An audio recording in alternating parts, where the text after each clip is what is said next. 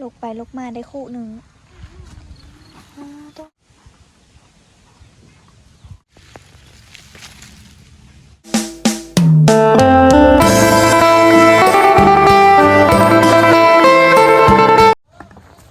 สบายดีทุกคน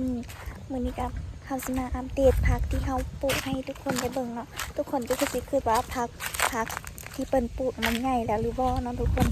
อันนี้ก็จะเป็นมะเร็งที่เปิ้นหว่านไว้เนาะน้าสาวเพิ่นปลูกอัน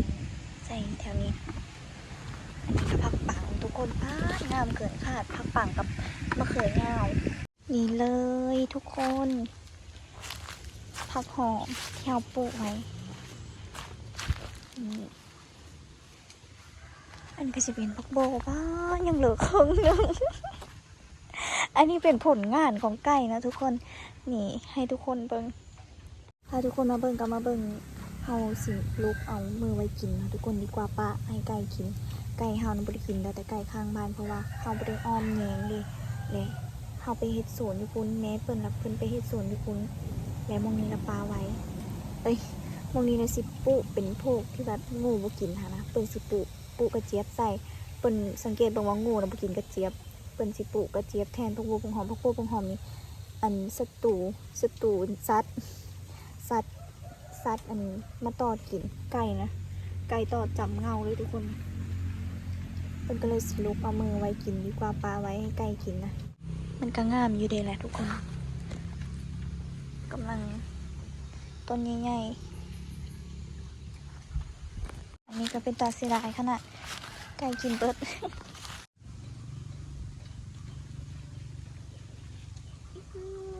ไม่ได้เอาเสียมมาทุกคนเป็นตาเสียดายขนาดมันป้าไว้กับโบเหลือเพราะว่าไก่มันกินไปเบิดแล้วครึ่งนึง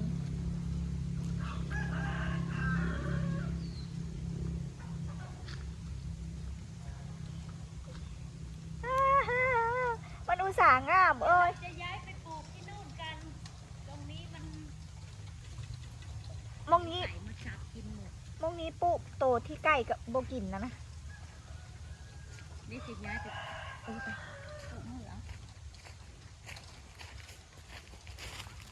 อ๋อแนนอลิซูหาโบซ้ำปลูกเลยนะต้องเอาเสียมนี้ต้องเอาเสียมเอาอันนั้นโบมาเด้อเอ้ยไว้โหดพักนี่มันเป็นหินนะบล็อกโคลี่นะปลูกคนบล็อกโคลี่เปิดนะทุก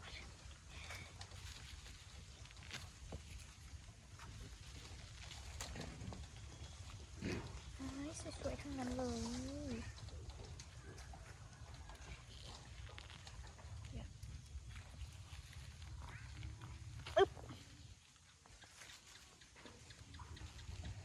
อุ้ยอ๋อเท้าเสมาดีกว่ามันขาดเป็นเบิร์ดเลยห้องนี้มีแต่แก้ม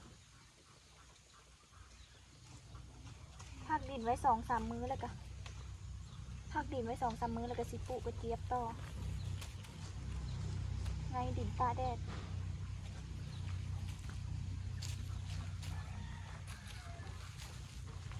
มองมีขี้แกบมาลกไงแต่ขี้แกบหลายอันมองมันสิบ่งามเลยเอ้ยมันบ่งามคือดินโลนมันมักดินแน่นๆบ่น้องอื่นอะไรเสียดายได้มดคงนึงจังได้ลก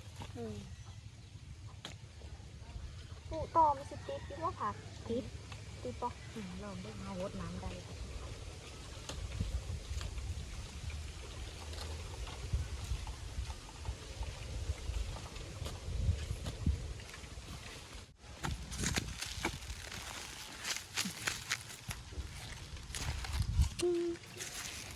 ยังไม่ปิดหัวกัน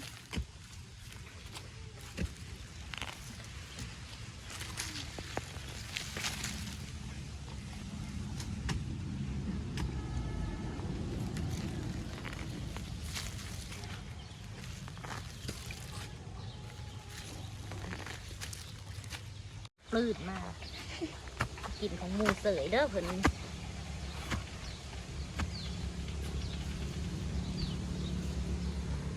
อันนี้เป็นกระเจี๊ยบที่เรา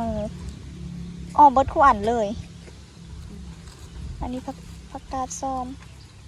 ชิปุกระเจี๊ยบนี่แหละใส่ให้มันซ้ำแบบนี้นะ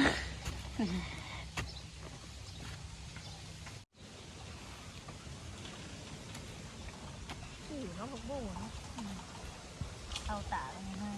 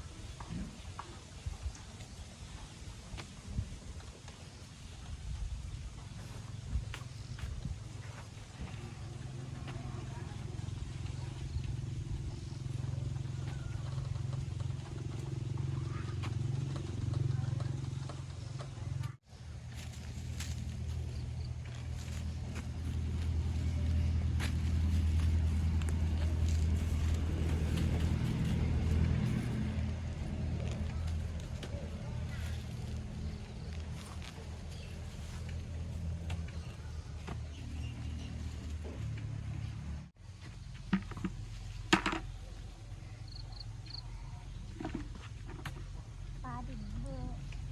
อันนี้ก็เนาะ2-3 มื้อก็เนาะ ลูกกระเจี๊ยบอ่ะ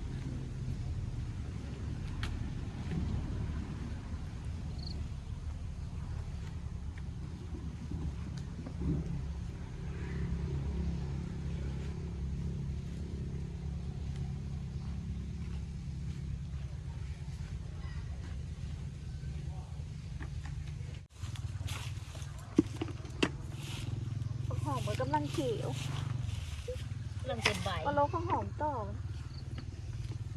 เด็กเอาปูกันเด้อ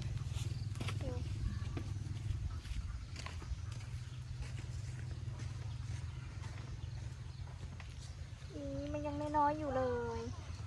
ยังน้อยๆอยู่เลยถ้ามันใหญ่อย่างนี้นะซ้ำสิกินเนอะโอ้ย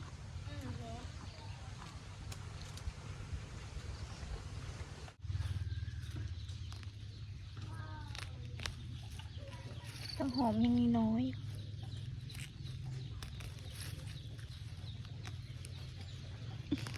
ถ้ามันใหญ่แค่นี้จะพวบลกบุดปุดปุดหลดอันนี้มันน้อย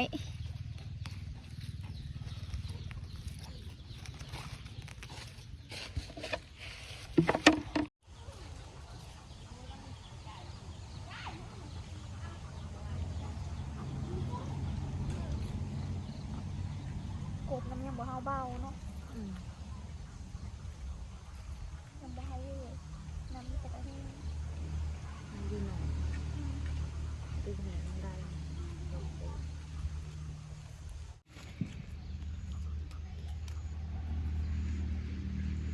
คลิปหนึงมันจะกระปูมันแล้วไม่ได้เห็นลกแล้ว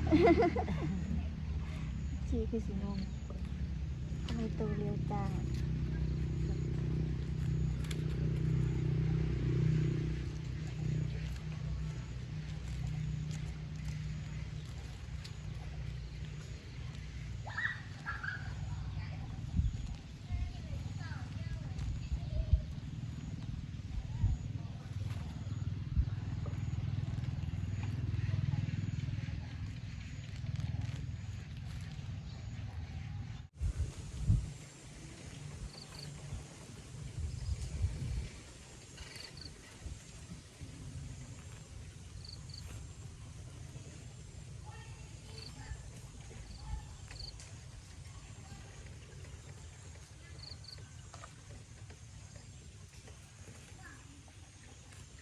หนุ่มเลย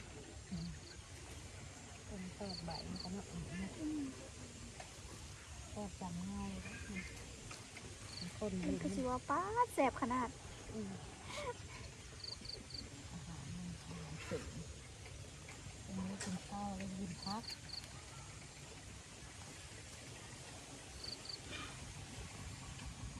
มันตอดงากับบางบ่อนก็จะเริ่มเนาะ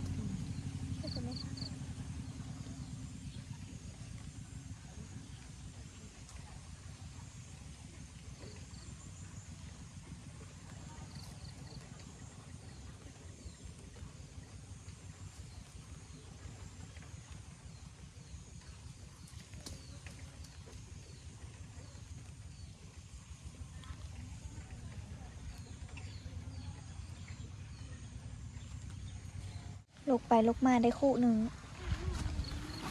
ต้องขันมันง่ายนะได้3-4คู่ผู้ประจักษ์เนาะเอ้ย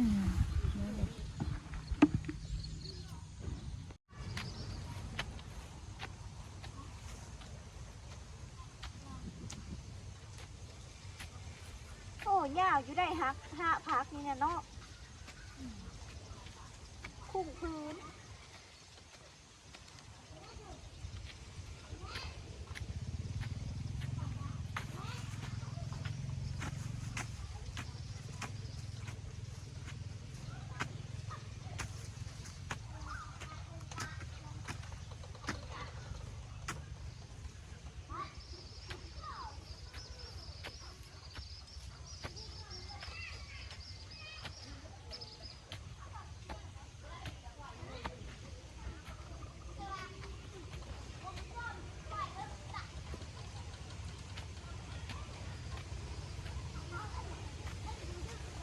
จนค่ำจนมืดทุกคน อันที่จริงแล้วมันมืดแห้งแล้วตอนนี้กล้องมันแจ้งได้คู่หนึ่งเอามือก่อนทุกคนเอามือใส่ตู้เย็นไว้ได้ผักหอมคู่หนึ่งผักโบคู่หนึ่งทุกคนดีกว่าปลาให้ไก่กินนะทุกคนนะสำหรับคลิปนี้ก็ขอจบไปเพียงสำนี้ได้ทุกคนพบกันใหม่คลิปหน้า